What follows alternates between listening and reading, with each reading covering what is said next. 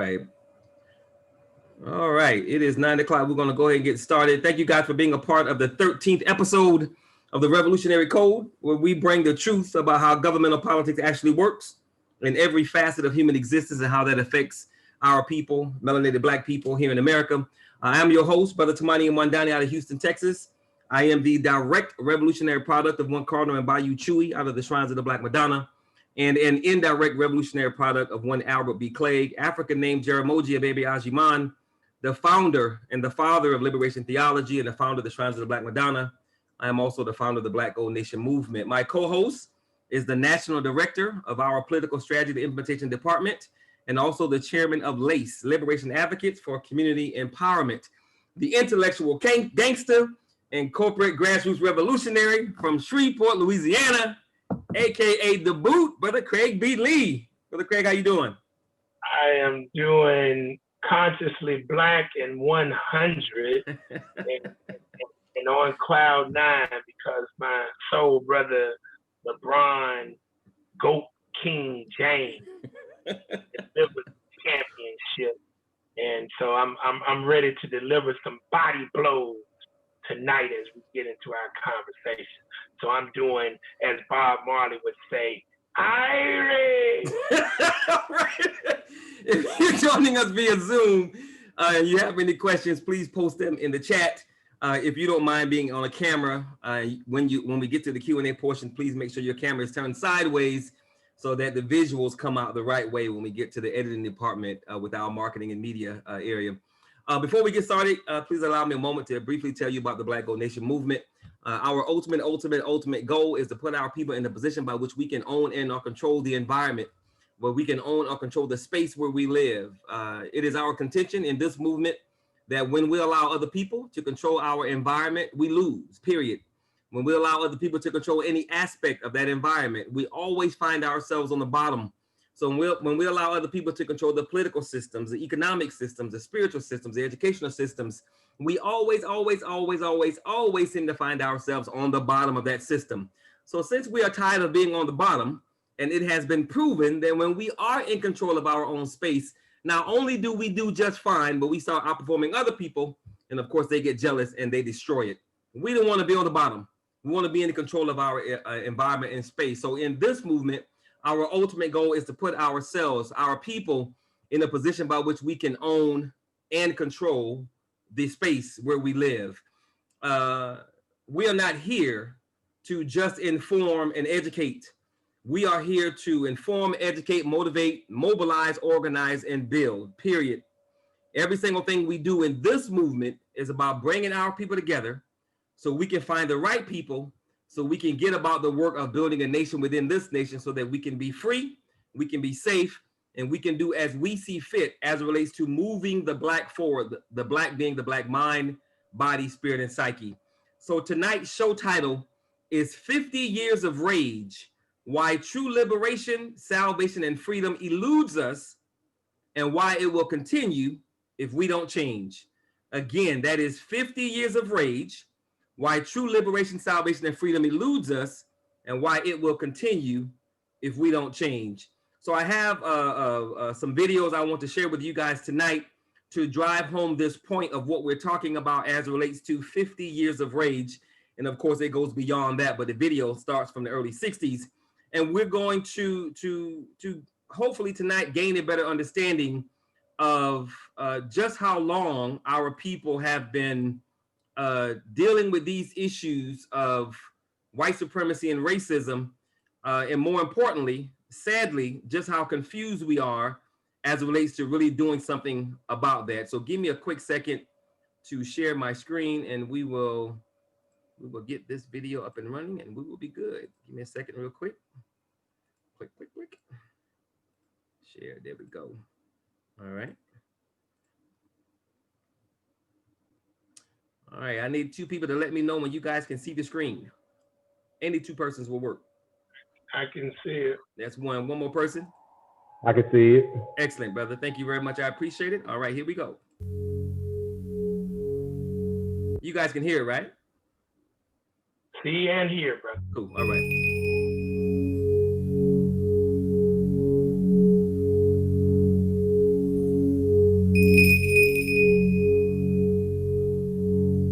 We're not interested in interracial housing.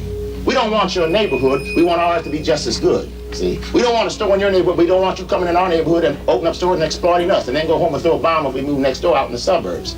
We don't want your schools, but we want our schools to be the highest and the best possible for our black progeny. See, what people don't understand, we are saying and we're not asking. You see, the die is cast. As I said, we're not asking. We're saying this is the way it's going to be. The young lady from Winnetka has stated that she saw during the marches which she participated in people who were full of fear and hatred. Mr. Lucas has said that the American Negro is either going to be free or he's going to be dead. Now, you get this straight. You can kill all the black folks you want to, baby, but you will not kill the freedom of black folks. It's coming. We're going to get it. We fought in every one of your damn lousy wars, baby, and you give us nothing. Now, the war is going to be here because we're going to be free. Now, you kill all you want to, but we kill too. I don't agree with the moderator nor Reverend Robinson that we want some kind of agreement. We want agreement by which we can live or die. You choose. If you won't listen to me when I make an appeal for the Negroes because you have no concern for the Negroes, listen to me when I make an appeal for America. You claim you love America. Well, we love America. But you are driving us back and you are making a Samson out of us, and we are going to pull down the pillars. Should you try to pretend that I'm crazy because I want America to be saved? And then you think we have no right to ask for something? Is it too much to ask you to grant us human dignity? Should we be put down and shot to death for this request? If so, you can aim your guns. What the hell do you think we care about dying if you're going to deny us the right to live? You know, this revolution is filled with so many ironies, really. First you tell us that it is manly to keep your word. All right? If you are a man, you keep your word. And now all that the black people in this country are demanding, and even the black people in the whole world are demanding, is that you keep your word. You told us we were free. Well then, show us that we're free. You told us that there is justice, equality for all in this country. Well then, stick to your word and let us see the justice and equality for all. Or else admit to us that you're not a man, you're a worm, you're afraid of us, you're afraid to give us equal stand. You're afraid that if you give us equal ground that we will match you and we will override you. And if that's what you're afraid of us, then tell us that just what you're afraid of. But don't keep hiding it from us and holding this up to us, and every time we ask you for something, you give us a little bit of something, and it's all tokenism. We don't want tokenism. And there are most black men in this world that don't want charity. And yet still every time we ask you for something, you give us a little piece, a little piece. You're playing games with us. We're not children. We're big men. I've seen my father have to put up with all kinds of stuff. He was a big man. He raised a family. He went down south, and he had to go around to the back door with his wife. We're not asking for anything. We're not asking for any favors. All we want is what's ours. Now, there are many black veterans who are coming back, and they're mad. They're angry. Do you think that they're going to sit down through this? Our fathers didn't have the knowledge that we had. They sat through it. But there are other black youth that are not going to sit through it. We know about Che. We know about Fannin. We've read the books of our revolution. We've listened to Mao and his quotations. We know where we stand. We're not going to sit for it. We're asking, and if we ask and we don't get, we're prepared to stand up and take it. If I ask a man, I tell a man I am hungry. I tell him I am cold.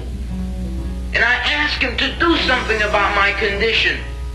And this man holds a loaf of bread right in front of me so I can see it, and I keep asking him, I'm begging him to please give me a slice of the loaf of bread. I am hungry. then it is known by every psychologist that the next step in the progression is I am going to knock him upside the head and take the bread from him. I'm not going to starve to death. All we're asking, no one wants to see blood. No one likes the smell of blood. No one wants war. Anyone who's been in war doesn't want war. Everyone knows what it is to see the inside of a man's gut hanging out and see your friends die, see relatives die. No one wants to regress back to the state of mind where you have to think it's all for the cause, therefore my mother has to die, my wife has to die, my brothers and sisters have to die. No one wants that. But you're pushing us to it. You're leaving us no choice. We're asking, we're begging. The students up at Columbia, they ask. The brothers down south ask. The brothers in Latin America, the brothers in Africa, they're all asking. All they're doing is asking. Our fathers asked. Our grandfathers asked. The presidents of our universities, our colleges had to go to your back doors to beg that their children be given just enough money so that they could be taught something to live off. And yet still, they ask and ask and ask, and you refuse to give them anything. Now, we're just about out of patience. We're not going to ask anymore. The news media says that it's only the young that are militant, only the young that want this and want that. Okay, but we're 40% of the black population now. Or we were a year ago, and still yet we're climbing. Before long, we'll be 50%, 55%, and then we'll have the command.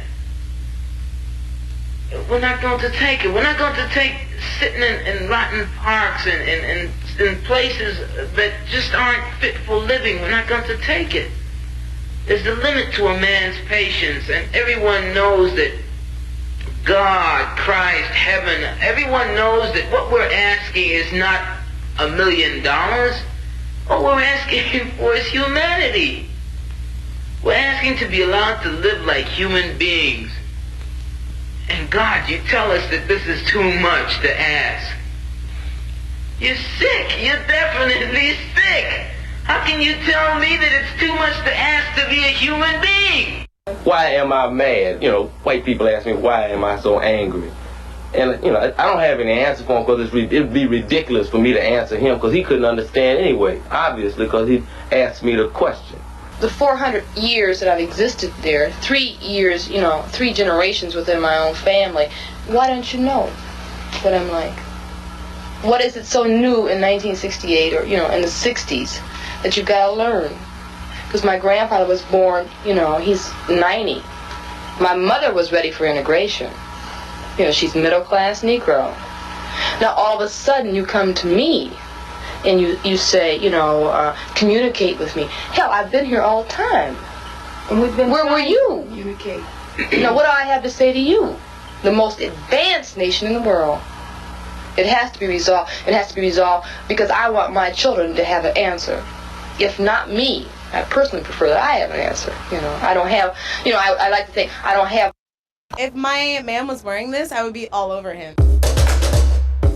That smells really good. So it's like My lifetime to waste on this. Most people say, if you don't like it here, get out. That's for spineless people. Spineless bastards who don't want to fight for what they believe in. Well, I'm staying here because I was born here, and I am going to fight for my freedom. And before I have kids, I am going to make sure that this damn United States deserves the existence of my kids, because I will not rest until every Sunday school is safe for my kids, so that they won't get killed or beaten up like those kids down in Mississippi in 1966. That is going to stop, or else I'll be dead. Either one. You white folks have either one of two choices.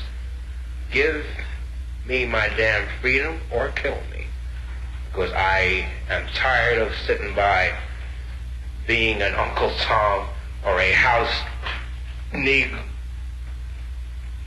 like Booth and Wilkins, those two guys are not Negroes. They're white people with man tan, that's all. They don't speak for us. They have found their way into the white man's house, the white man's establishment, and they are not about to make waves. But I am, because I am not going to take seeing my kids walking to a newly integrated school and getting their heads whipped in by grown men. Because if that happens to my kids, there are going to be a lot of damn dead white folks, and I mean a lot, because I am not going to take this junk no more. The days of step and fetch it are dead. The days of the black-faced, big, wide-eyed, gin-drinking black man are dead. Now we have what is called black consciousness. But why is it that black people don't own the land where they live? White people own that land. We've never been taught property values. You see, we've never been taught property values. I don't own Harlem, for example. Black people don't own Harlem. So who gives a damn whether Harlem burned down or not? How you gonna tell me to love this property that exploits me every day when the average black man in Harlem works the first Monday, Tuesday, and Wednesday for a landlord? And on Thursday, he's working for Con Edison. And on Friday, he works for himself. And he's got the day off on Saturday, and he buys him a drink of liquor, and the minute he gets drunk, then a white policeman arrests him, takes him in a white court, and takes his money for 2 other weeks, and he goes in debts for the rest. And he goes to a white landlord, goes to a white pawn shop, or else he goes to another white loan shop to keep living on credit, to pay off the white man, and he's paying taxes and profits and vacation pay for white people. So the average black man ain't got nothing to lose by anything that he does. And this is what the white man better understand. Nothing from nothing leaves nothing. Simple. As ABC, or as 1, 2, 3, any way you go. There's no need of asking me why these black people burning down these buildings out here. Hell, they got a positive answer, and people are not as dumb as people would think. With all the brilliant white psychiatrists and psychologists, you've been able to find a damn path to the moon, but you ain't been able to find one goddamn path 1 mile up the street. And maybe you better take time with just all this unique ability to find all these scientific discoveries that you've got to learn how to find your way into men's hearts, into men's minds. Let me put it to you this way. We are proud of being black and of our black heritage, but white America does not accept the concept that this is a multiracial society. It has never accepted the fact that there are black people, brown people, yellow people here alongside them. They've always looked upon America as being white, and hence all of its propaganda is directed at us to convince us that somehow or the other we must become white before they will accept us. The problem is the standard for discussion is set by the whites. And a lot of Negroes now don't want to accept that standard anymore. They say, we're going to have our own standard. I think that the hookup comes if you can develop a whole new standard where whites and Negroes can have a dialogue. Not either one of those are acceptable anymore. I mean, whites aren't going to accept Negro standards, and Negroes no longer want to be white. So that the clear thing is to develop a whole new standard, and then everybody move toward that so there can be some kind of dialogue. You know, from a child up, at first I wanted to be white, because my family was 20 of us, 6 girls and 14 boys. We would make 50 and 60 bales of cotton, gather all that cotton, and we wouldn't have food in the wintertime. So I figured then the white people must be right. But as I got older, I said, no, it's something wrong. And if I ever get a chance, I'm going to do something about it. I'm thinking about in terms of a better and a greater world for all people And we can't do that by me in one corner doing what I can do to hurt you and you in the other corner doing the same thing against me. So you go ahead and vote. So what? So you vote for a senator, and the senator's constituency is either lobbyists who represent big business, or lobbyists who represent himself. So what? So you can vote. There's been a lot of talk and a lot of shuffling of papers, but in terms of the plight of the black man in this country, there's been no perceptible change. Well, primarily because the white man has no reason to. He enjoys the highest standards of living. His government enjoys dominance in world affairs. Why should he turn to me now and say, I want to share part of my good fortune with you? He has no reason to. I think there's going to be violence, see, because there already has been. I mean, when people try to free themselves, they kill Negroes in the South all the time. The Negro man has been emasculated and destroyed by the fact that every time he stood up, he got just snuffed out right there. So I don't think there's any question but that there's going to be violence and brutality. But my attitude is that the brutality and the violence shouldn't become the reason that you want to be free. But that's a very personal thing, the freedom is.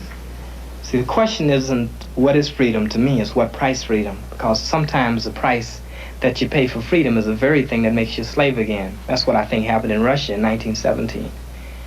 But I know that there's going to be violence. I mean, I think it gets blurred, especially the individual, if I face you violently. See, who knows where that violence began? See, I mean, I might, if I face you with a gun and I got orders to kill you and you got orders to kill me, then we can't really deal with each other. Well, you're a target and I'm a target. So you can't really talk about that. But you can talk about the larger thing, the much more universal thing. The reason that you're there, see, is really not to kill, but to free. Let us take a look at Harlem, 1964, when approximately 20 Molotov cocktails were exploded in Harlem. And in 1965, in August, in Watts, Los Angeles, 2,000 Molotov cocktails were exploded. I think that we are developing more sophistication, and I think in the next uprising, and I suspect it will probably come either in Washington, D.C. or in another unnamed city, where you're going to find 5,000 Molotov cocktails used. This is Mongolia, and we are not them. The only company... On my way to Washington.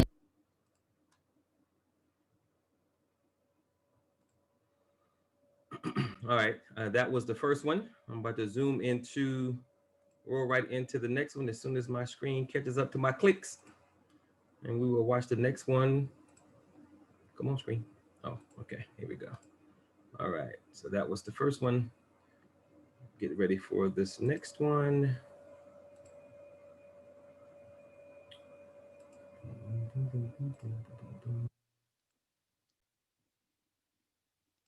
I'm tired of it. How old are you? I'm 45 years old. 45 and I'm 31. And I'm tired of seeing the older generation than me, and I am too. And we've been standing around as the older ones, taking all this bullshit. Always hoping for a kumbaya. Come here. Always standing around for a kumbaya. Ain't nobody coming to protect us. Let me tell you. We gotta start our own in life. I understand. But let me tell you something right here. This 16. He's 16! And they gonna kill him next year. He's 16! What we gonna do? You tell me. What we gonna do? This ain't the way. Cause they ready to let loose. If the United States president say, if you loot, we shoot. Then you see doing this going on. I know it. It's always going on. But it's time to stand up. So at this point, I'm ready to die. But what's going on? Let me tell you something. That's the problem that we got. You see right now, it's gonna happen 10 years from now. And at 26, you're gonna be doing the same thing I'm doing. You understand that? 10 years. You're gonna be right here too. But he also got to so what I need y'all to do right now at 16 is come up with a better way. Cause how we doing it, it ain't working. He angry at 46. I'm angry at 31. You angry at 16. It's over. You understand me? Putting yourself in harm's way is not the way. No, it's not. You and then other your counterparts the same age and that has that same power, y'all come up with a better way. Cause we ain't doing it. And I have a 5-year-old son, and it ain't happening. I marched 4 years ago, keep Lamont Scott. Did the same y'all doing. The same exact thing night after night after night. It don't matter. Come up with a better way. You understand me? Just keep yourself safe. All right. That's that one. And we have one more, and then we'll be done and we can get into it. All right. This is the last one here.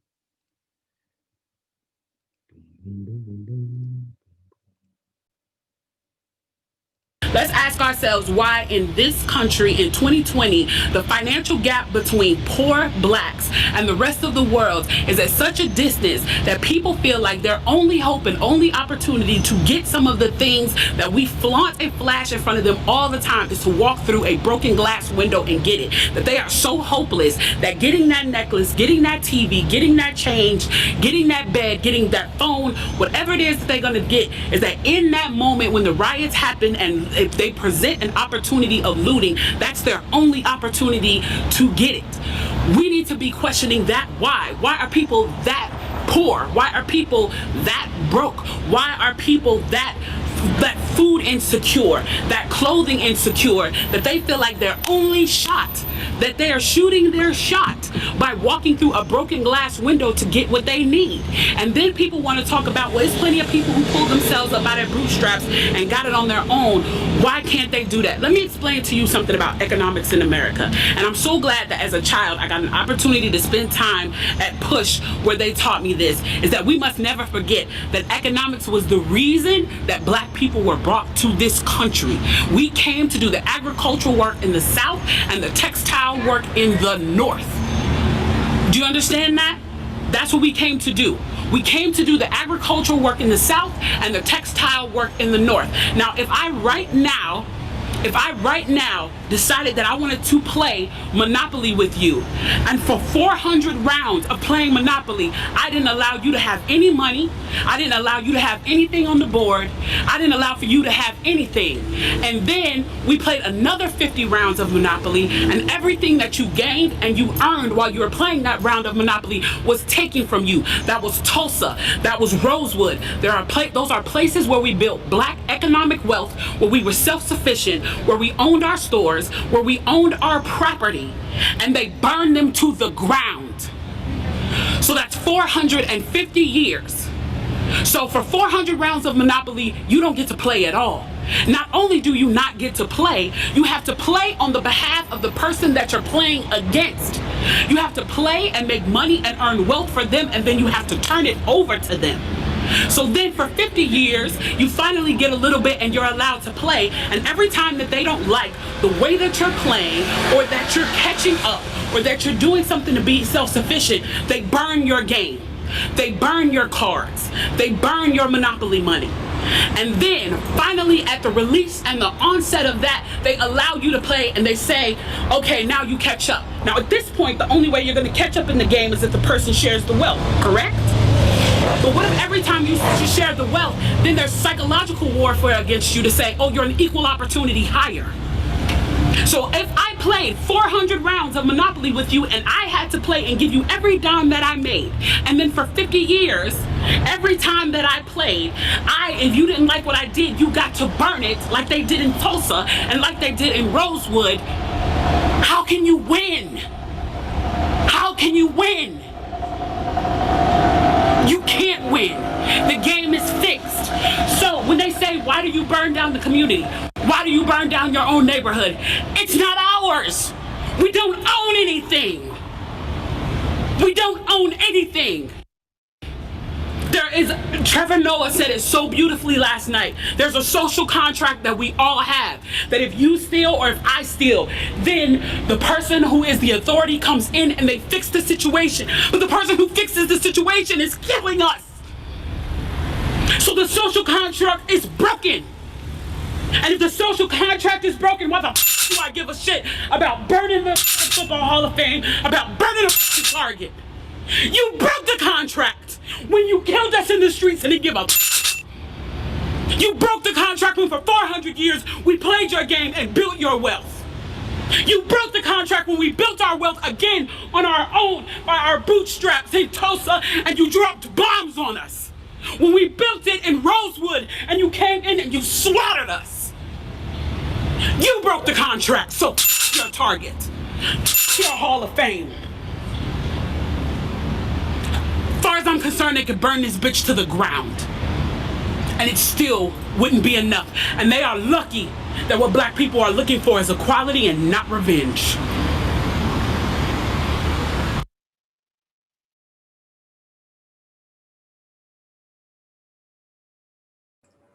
All right. So those were the videos that we wanted to share to get into this topic tonight of 50 years of rage. Brother Craig, you there? Your phone is shooting at the ceiling. Brother Craig, there you go. All right, you're back. You're muted.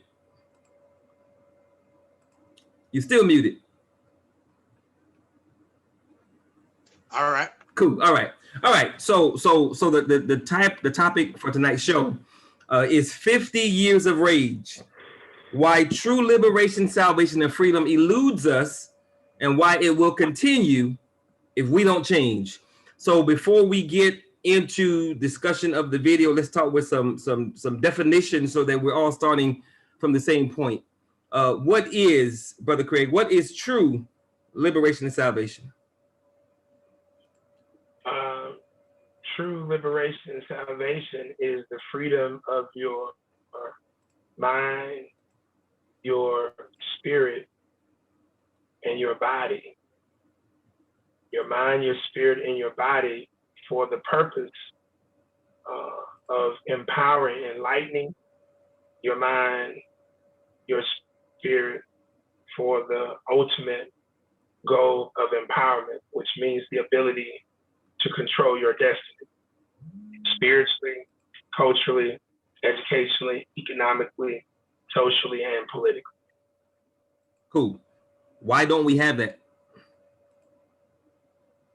Well, I mean, the number one reason is because of this system that was created called chattel slavery. That's the first thing. And then, you know, of course, between the Middle Passage and chattel slavery from 1555 to 1865, you know, we're talking 310 years. So we're talking 15 generations. So that's the number one thing. And then the second thing, which actually is not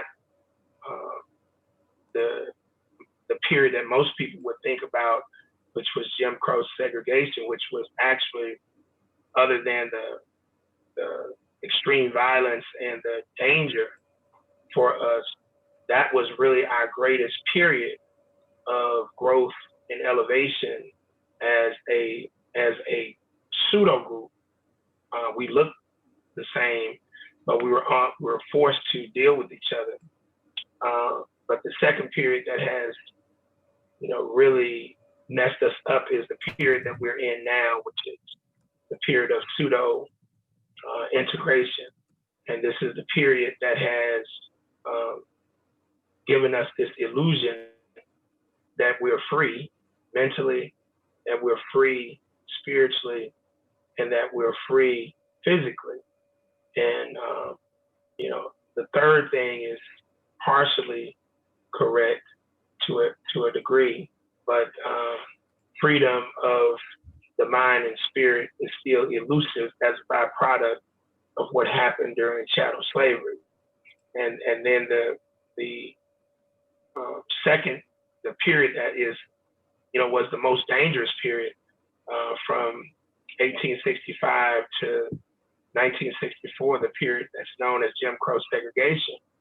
That particular period saw major gains for us, but we gave away those major gains because There were those like Dr. Martin Luther King and his crew of, so-called nonviolent civil rights leaders who were willing to sacrifice our gains coming out of chattel slavery for the desire to be connected with white folks.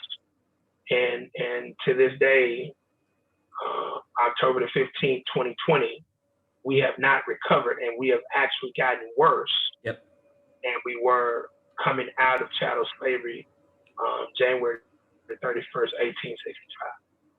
Gotcha. Okay. So what is power? As the definition that I give you guys, which comes from Dr. Wade Nobles, power is the ability to define reality and have others respond to your definition as if it were their own. And I'm gonna say that again.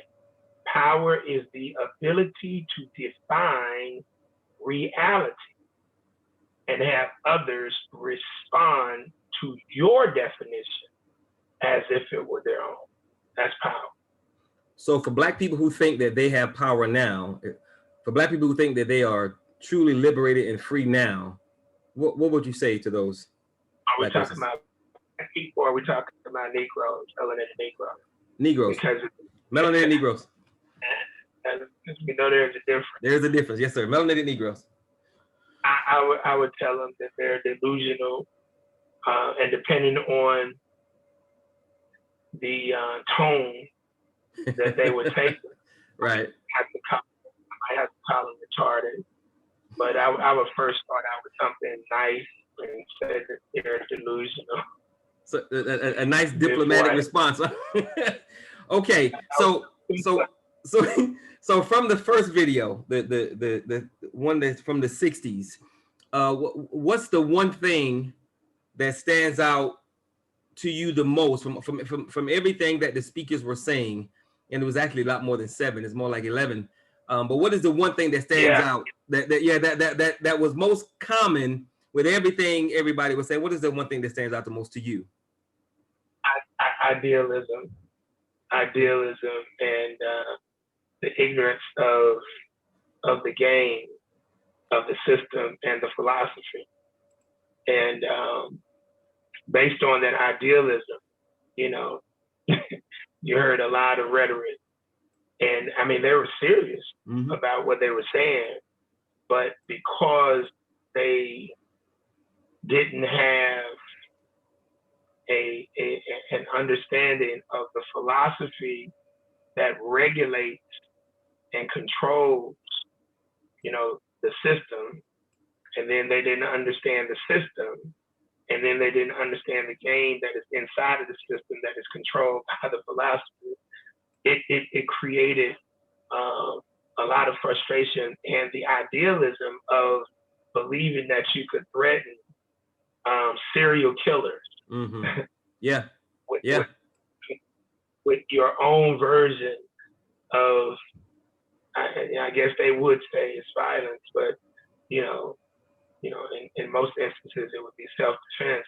But that was the thing that really stuck out more than anything else, because all of the speakers, including the phenomenal Fannie Lou Hamer, when she spoke, it was all ideas, and she talked about when she was a child, she wanted to be white.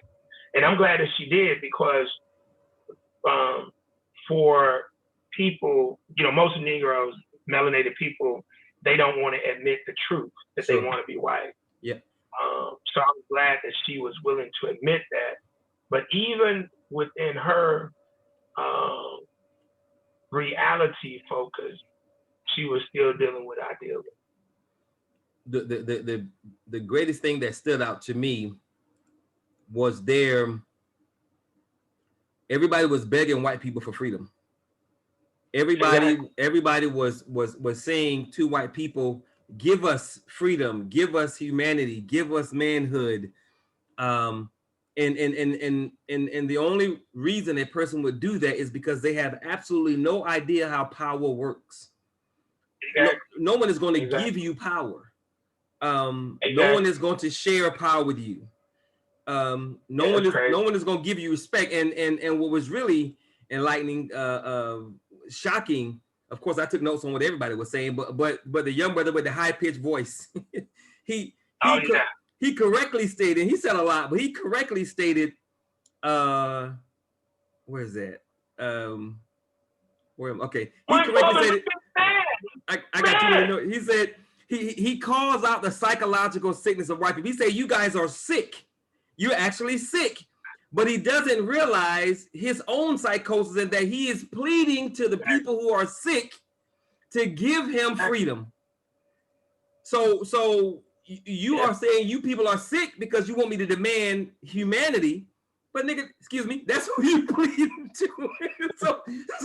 so you know the understanding of the situation seems to elude everybody, because they are constantly pleading to trying to plead to the humanity of white people. Exactly. They're trying to intellectually get white people to understand. It's not like they don't understand where they're coming from. And, you know, and we have people doing that today with the whole, well, we'll get into that later, but trying to appeal to the intellect and the humanity of black people, of white people. You know, we've been doing that forever, and it still hasn't worked, and it won't ever work. So in your opinion, and I get that from you know, the indoctrination through Eurocentric Christianity, and from the most prolific promoter of Eurocentric Christianity, that being Dr. Martin Luther King, right, Jr.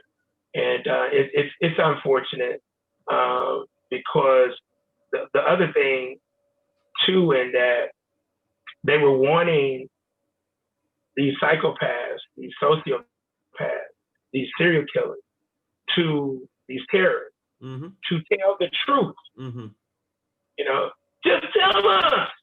Tell us. If you don't love us, tell us.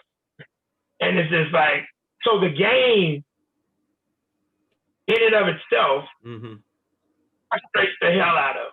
Yeah.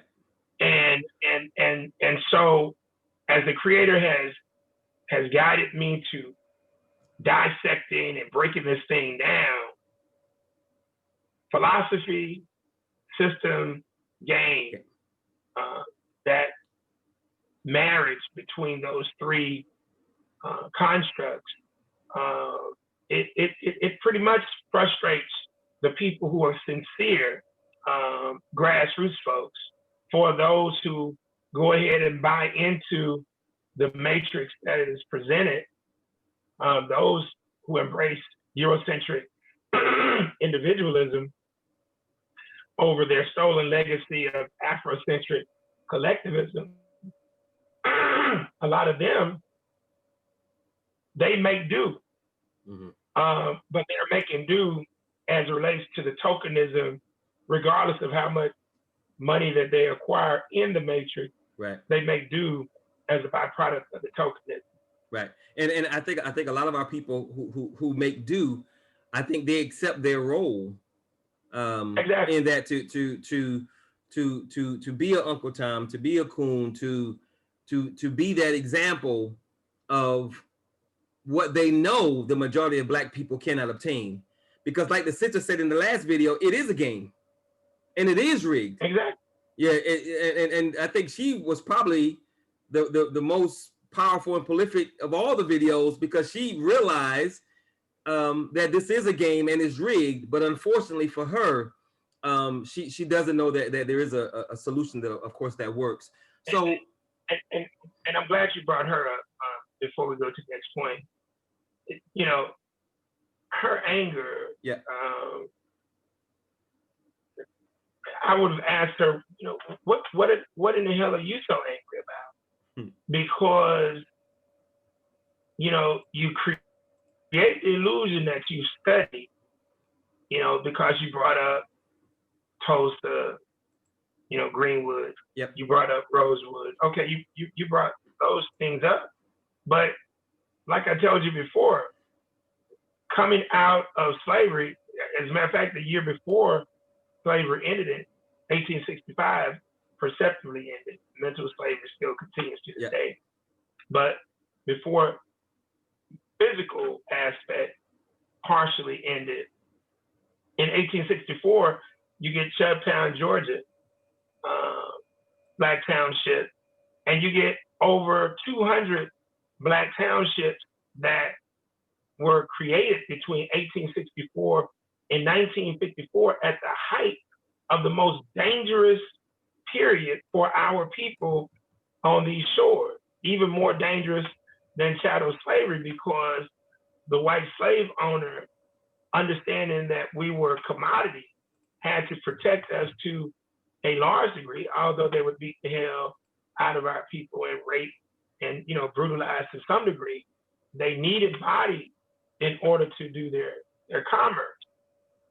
So when you now come to 1864 and go from 1864 to 1954, no matter what they threw at us, that's right, our ancestors still, that's right, forged ahead. And so for her to sit up and have all of this,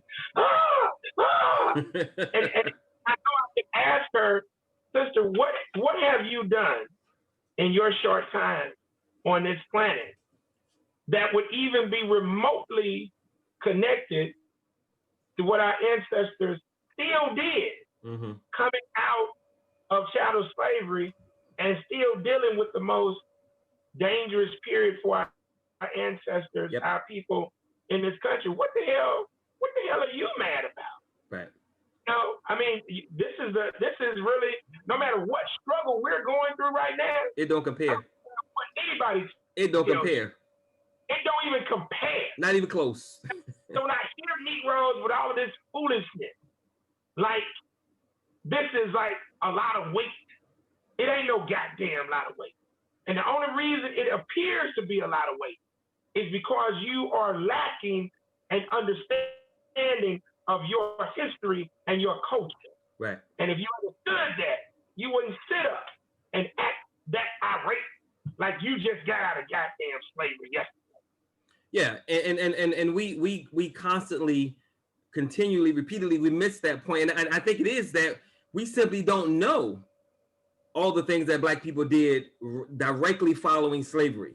Exactly. We don't know about all those towns, those 200 plus towns and small cities and townships and everything that they built, despite the circumstances. They did it anyway, and that's something that totally throws me for a loop, because we like to talk about the Tulsas and we like to talk about the Rosewoods and what we did and what we had and it being destroyed, but we have yet to make the connection that, well, shit, if we did it once, come on, if we did it twice, hold on, if we did it 5, 10, 15, 100 plus times right after slavery, come on, no one seemed to say, well, we can do it again.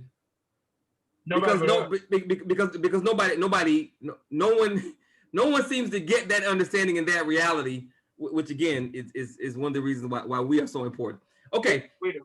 Well, amen. Well, yeah, we most certainly get it. So from the first video in the 60s to the three generations of Black men, which is right after George Floyd, to the sister, do you see a fundamental difference in any of the videos or any of the time periods from the 60s to George Floyd to the sisters? Well, I will say from the 60s, it's obvious that all of those brothers and sister, the two sisters who were featured, Fannie Lou Hamer and the other young sister. Yeah. What was very obvious, they were more well-read than the new age people. Right. And though you felt their passion and their anger, their intellect was obvious. Mm-hmm. I mean, because the young sister, and the young brother, yeah, no doubt, very astute. Yep. Regardless of the idea, and as a matter of fact, the young sister was the most astute out of everybody that was featured from the 60s up to the present. She had no delusion whatsoever and was very articulate. I would like to know who she was. But that would be the major difference in the two time periods. The young sister, like I said at the end, she's read obviously a little bit, and maybe more videos than anything, but her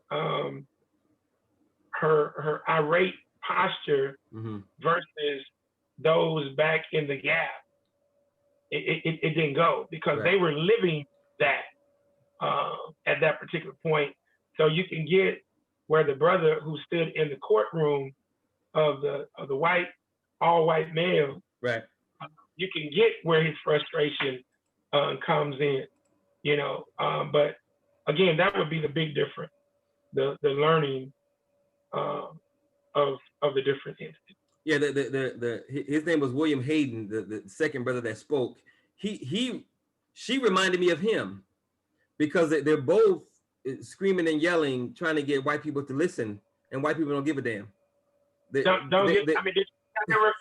see their posture in the court? Time.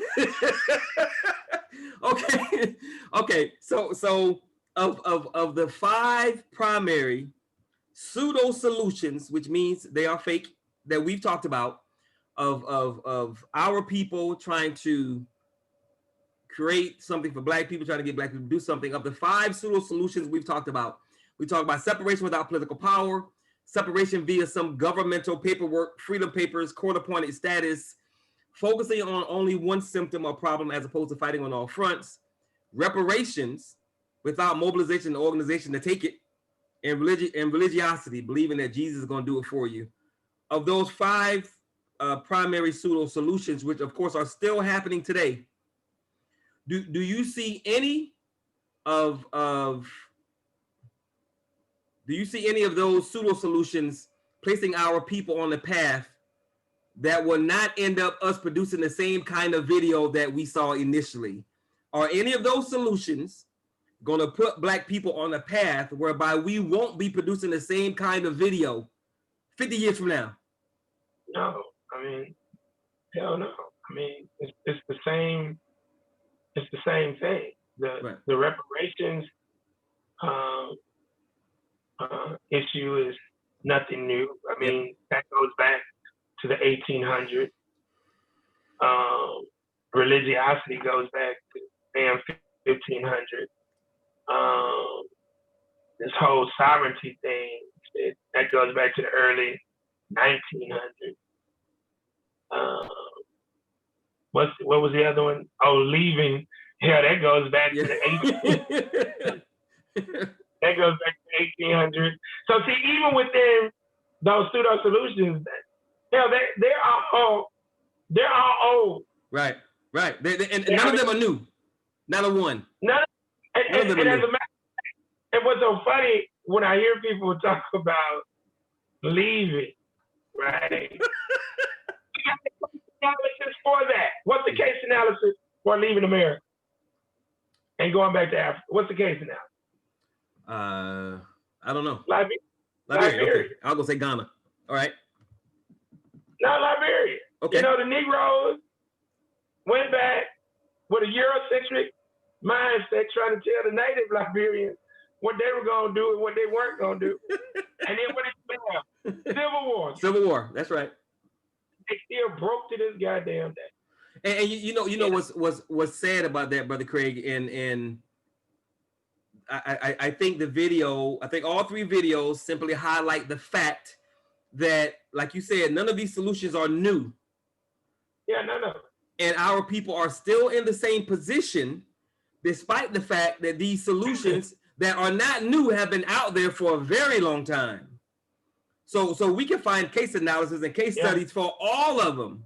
I mean, we've tried to separate. We've talked about that. This sovereign status or getting some freedom papers is not new. Reparations show us hell is not new.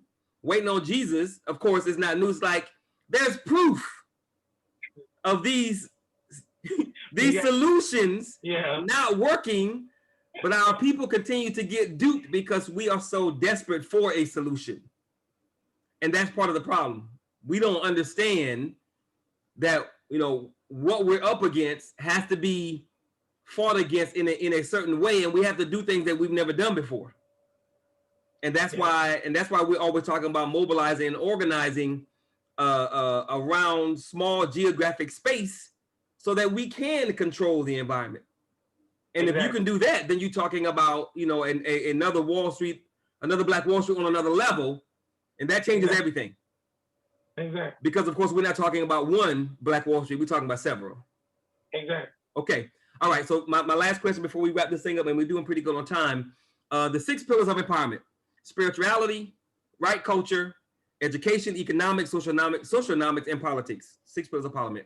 Of the 6, we know spirituality is the base, is the most important because it's the base where everything is built upon that. Which of the other 5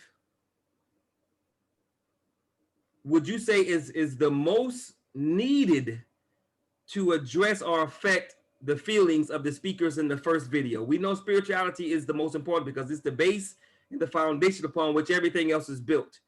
But if you could give the speakers from the first video one of those pillars, spirituality, right culture, economics, education, socioeconomics, and politics, or an understanding of politics, which one pillar do you think would best assist them in their understanding of the philosophy, system, and game of white supremacy, capitalism, and racism? Well, if you could only give them one. When the Creator and the ancestors blessed me to create the 6 pillars of empowerment in 1995, that's 25 years ago, they also blessed me to rank them. And yes, you're correct. Spirituality is the first and foremost of them, because it not only is the foundational piece, it is the power that is already in you that needs to be unlocked, unleashed, and activated. And it is also the compass that provides you with the right course for ethical and moral conduct. So that is unquestioned. Mm-hmm. For any of these people in this video, the second component, right culture, is the solution for any of those people in the video. And I hear this thing all the time, you know, economics, you know, that's what we need, economics. Oh, no, you can't get to economics, cooperative economics, without a bonding agent. You got to have something that bonds you. You waste the economics. Exactly. So it can't be economic. Socioeconomics is the art and science of dealing with public resources, public space, different things like that. So that is contingent on the second piece, which is right culture. And then politics, which is, you know, the agendas that you have, that you're trying to leverage, mm-hmm. whether it be in government, family, or whatnot. All of that is contingent upon culture. And then the third piece, education. Mm-hmm. In order for you to embrace education, wisdom, understanding, comprehension, application of information that you learn, knowledge, personal wisdom, and understanding, in order for you to even do that, that comes by way of right culture. So the only thing that is left that now triggers the other 4 components beyond spirituality being the number one is right culture. Mm-hmm. Because with the right culture, right, then now you first and foremost understand something that one of our great writers, Ralph Ellison, once said: when I discover who I am, Mm-hmm. then and only then will I be free. So what you said earlier, all of them were making appeals for the white man to free them, Right. for the white man to love them, Mm-hmm. for the white man to tell them the truth. And so when you have the spiritual piece and then the cultural piece, that eradicates all of that foolishness. Yeah. I mean, just think if you were a gazelle and you woke up in Africa today and you were stupid enough to walk up to a goddamn lion. Just tell me. But the lion, why do you chase me every goddamn day? Why do you try to eat me every day, Mr. Lion? Can't we just coexist? Or in the words of Rodney King, can't we all just get along? Right. And the lion looks at the goddamn in the word what? Right. Right. And the lion says, how am I gonna eat? That's right. If I can't eat your way. That's right. So gazelle, the only thing I can suggest, you better be running faster than me. Because my nature is designed to eat your ass up. Right. And your nature is designed to run. Right. So you're not gonna change my nature, and I'm not gonna change your nature. But the next time you come ask me to change my nature, I'm gonna eat your ass on. That's gonna be the last time you ask anybody anything. And this is what we're really doing in our pathology of mental slavery in the 21st century. Brother, you said it. Our pathology, our psychosis, because we don't understand that the nature of the lion is to eat the gazelle. We don't understand the nature of who and what we're dealing with. That's why we're constantly appealing to them to treat us as human beings. And to make it even worse is that we take so much joy and pride and pleasure in knowing stuff. Like we get excited to say they know they're racist. They know they're wrong. I got proof, blah, blah, blah, blah, blah. And it's like, N-word. That ain't a revelation. That they don't care about your silly behind. You're powerless, needy, broke, psychologically sick. They don't care. That's why they do what they do. And that's why they've been doing it. But we're so psychologically sick that we don't get that. And we think we're doing something by proving who they are. But it's not a secret. And we get caught up. And not only do we get caught up, but we get caught up and we fall in line and we buy books to read somebody talking about the white man ain't shit. We gonna hear somebody speak. The white man is devil. Yeah, you tell him. What? And like you say, brother, at the end of the day, you're gonna get choked out because you ain't building nothing. And that's why we keep losing. And brother Tamani, when I was in corporate America, and I want to thank my good partner, brother Ken, he just made a good point about these people bringing their children to so-called picnics. Right after church, mind you. Right after they read the goddamn King James scripture. The good book. The good book. they would have their celebration. And, you know, picnic became colloquial, meaning pick a nigga to hang. Yes, sir. And they would pick a nigga to hang, and their children would watch. Mm-hmm. And so how the hell are you going to transform that type of entity? But here's the point that I was about to make to you. When I was in corporate America, especially my last corporate gig with Astra Pharmaceuticals in Boston, Massachusetts, Westboro, Massachusetts, right on the outskirts of Boston. These people knew I was Malcolm X's goddamn nephew. Well, they knew I was Marcus Garvey's goddamn nephew. They knew I was an intellectual gangster. But guess what? The whole game was can you make money for it? And I'll never forget my first national convention meeting. And there's only about 20 of us in the whole corporation in the United States, out of about 1,000 people. And I remember going up to this guy by the name of Booker T. Joseph. And he used to prance around the damn event. Because they never white folks there, basically. And he's walking on his tiptoes. And I went up to him, I said, hey man, what's happening? My name is Craig Lee. My name is Booker T. Joseph. his ass was, swole tight together. That's right. And I said, and I just started laughing because I'm drinking. So I'm like, I'm Craig Lee. I said, where you at? Where's your territory? So he told me, I said, yeah, I'm in Shreveport, Louisiana. So, he couldn't stay with me too long because, don't want to. Can't be frightened of other Negroes. Okay. So he goes off.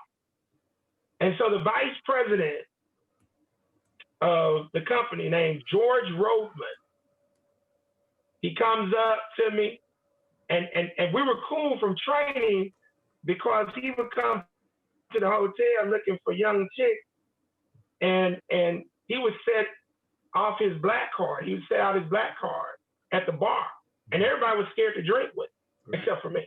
Right. You gonna buy some Crown Royal, I'm gonna drink with. And then we played basketball. So we were cool. Yeah. Somebody, this white dude came, the vice president of this corporation. He came and put his arms around my shoulder, and he said, "Craig, I want you to knock it out in Shreveport. I want you to handle up."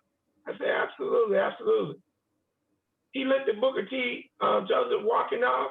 He said, "Black people like that make me sick. Trying to be." Right. Right. Now he felt that comfortable telling me that. Sure. I want you to follow me now. He knows I'm Malcolm X's goddamn nephew. He knows I'm Marcus Garvey's nephew. The Negro trying to be white, he felt comfortable enough telling me that Negroes like that make him sick. And a few weeks later, Booker T. Joseph was fired. Yep. And his punk ass wasn't fired because he was melanated, so-called black. He was fired to money because he wasn't getting his damn number. So I learned early on, if this is gonna be a numbers game and based on performance, I'd be damned if I walk around on my tiptoe. Right. With my ass cheek pulled tightly together, eating some goddamn cheese and crackers and some damn what else they like to eat? What's the damn fish eggs? Caviar. I could give a damn. And I'm not playing no damn golf either. Right. If I'm gonna go down, I'm gonna go down as I see fit. That's and right. Guess what? I was one of the top 10 in the country out of 560 people. So I don't know what it's like to be a token Negro. Right. But I do know that if you can handle your business, man, your culture will carry you. Yes, it will. Beyond all of this other foolishness. And unfortunately, none of the people in the video understood. Dig it. All right, brother. It is 10:10. That most certainly concludes the show. I was concerned with the videos that we weren't gonna make it, but we did pretty good. So I appreciate us keeping this thing. You just supposed to whatever. Okay, so with that, does anybody have a question for Brother Craig tonight per the show? Anybody have a question for Brother Craig at all? Any questions going once? Any questions going twice? All right, Brother Craig, no one has any questions, so you want to give us your closing remarks for the evening, then we'll knock this thing out. Yeah, I want to make sure that everybody looks. There's a lot of foolishness been going around about my good brother Ice Cube. He's not a sellout.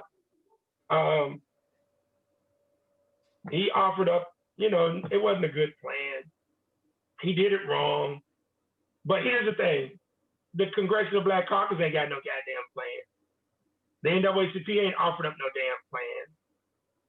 The Urban League ain't offered up no plan.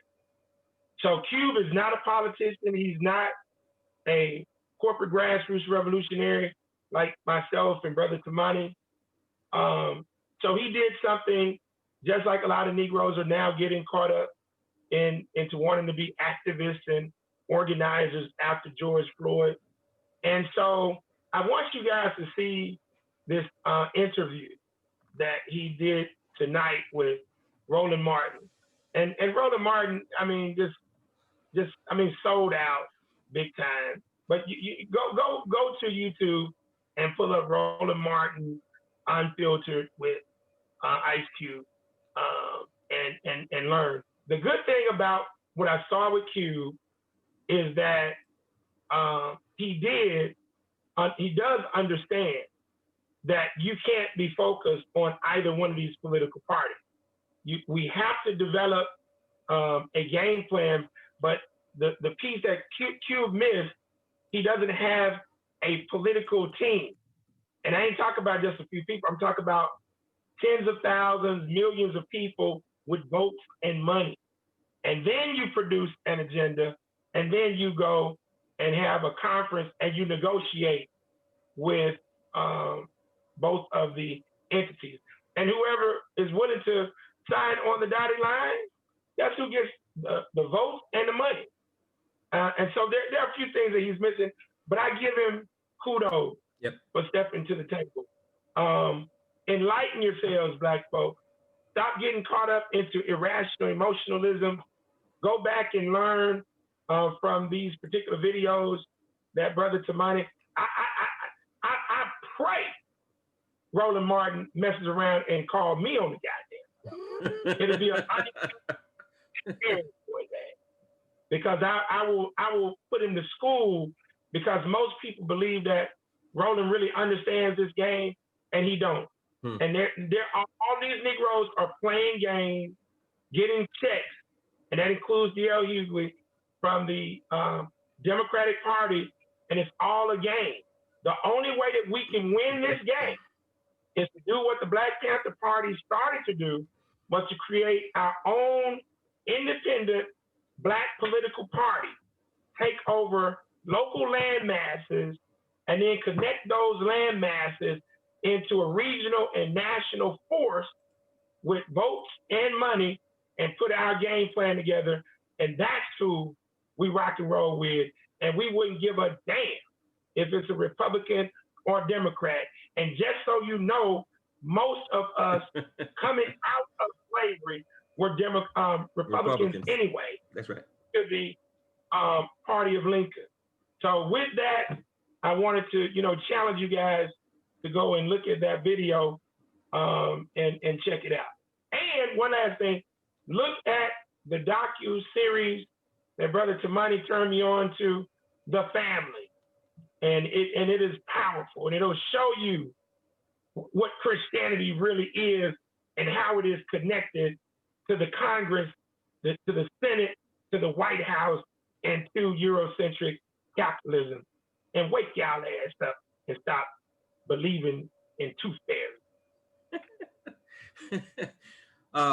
We are the Black Gold Nation movement. We are the culmination of the movements of our people up to this point.